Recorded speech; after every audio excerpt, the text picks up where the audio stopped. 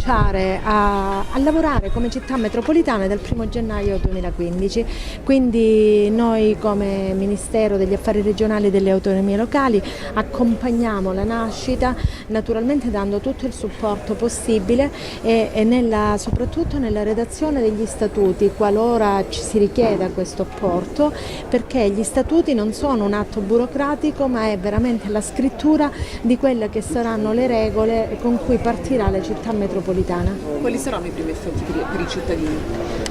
La semplificazione innanzitutto e poi la riorganizzazione dei servizi, perché la legge dà alle città metropolitane quella che sono dei poteri importanti per tutta l'area, non circoscritti al comune, quindi è da lavorare tutti insieme. Diciamo che le città metropolitane nasceranno bene quando saranno costruite da tutti i livelli di governo possibile, quindi dai cittadini, dai comuni, dall'area vasta, dalle regioni.